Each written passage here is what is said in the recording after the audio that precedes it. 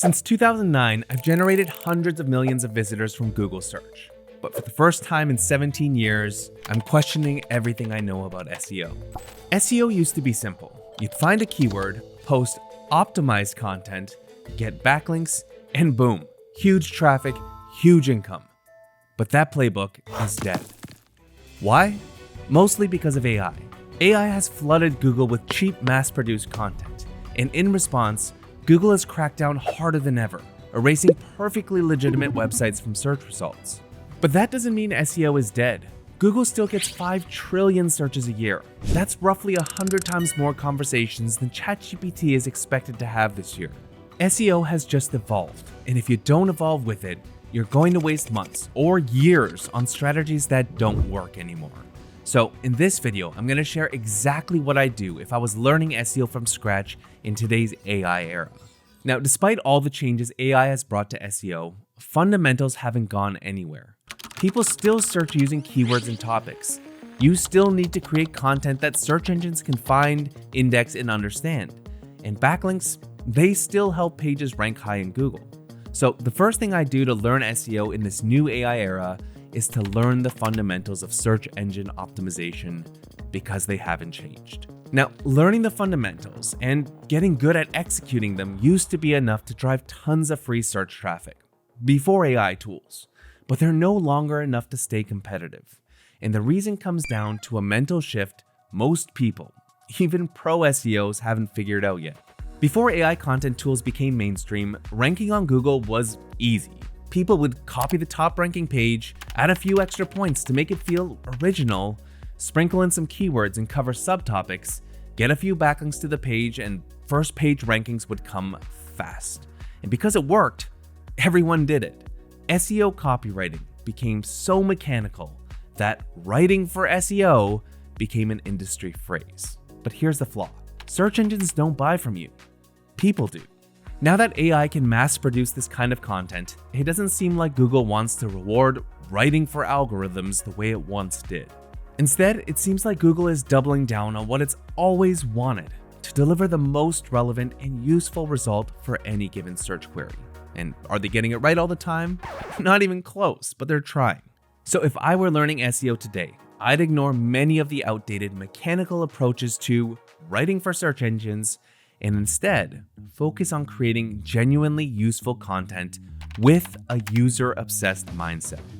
What does that mean? Well, let's say you wanted to rank for the query, how to start a YouTube channel. Instead of asking, how do I rank for this keyword? What do I have to cover? Start by getting obsessed with what the searcher actually wants to know. Are they a total beginner? Do they need gear recommendations? Are they struggling to find a niche or something else? Then dig deeper. Why do they want to start a YouTube channel? Is it a creative outlet or a way to make money? How do they want the information? Would a checklist, step-by-step tutorial, or interactive guide help most? If you don't understand the searcher's intent, you'll end up creating content that doesn't actually help the people you're trying to serve. But if you nail what they're really looking for, you won't just rank higher. You'll keep people engaged, build trust, and convert more visitors into customers. Now, that doesn't mean you should ignore AI tools. In fact, I think that every SEO, new and experienced, should be embracing AI tools rather than resisting them.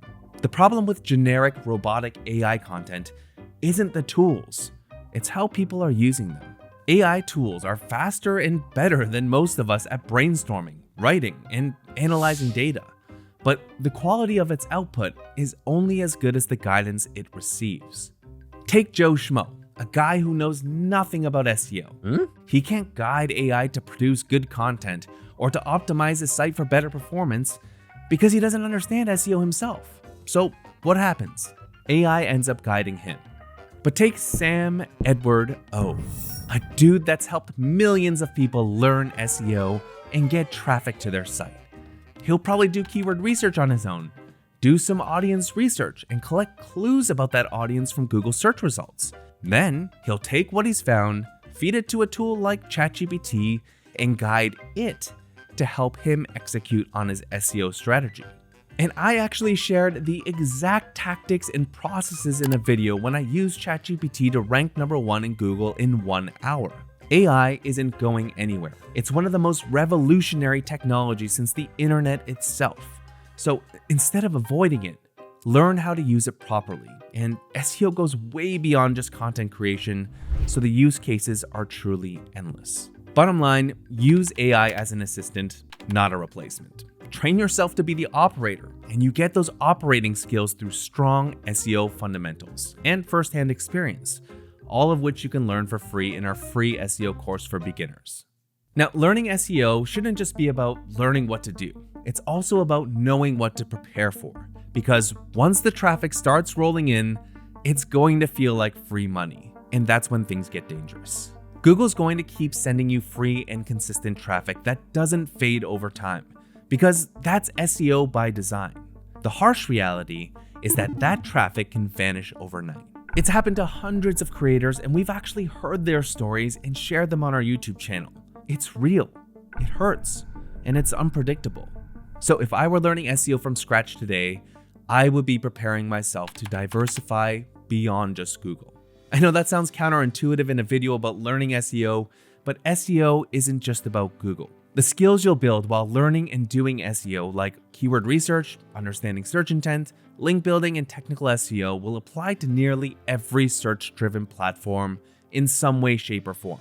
For example, when I first started with YouTube SEO, I knew nothing about it, but I applied my Google SEO skills to YouTube, and we're now consistently getting over 1 million views from YouTube search alone that are important to our business. I've done the same with Pinterest, Reddit, eBay, Quora, and the list goes on. From my experience, any platform that sorts and surfaces content based on user queries follows similar core principles. But if you can master Google SEO, you'll be way ahead of the curve when optimizing for other search engines.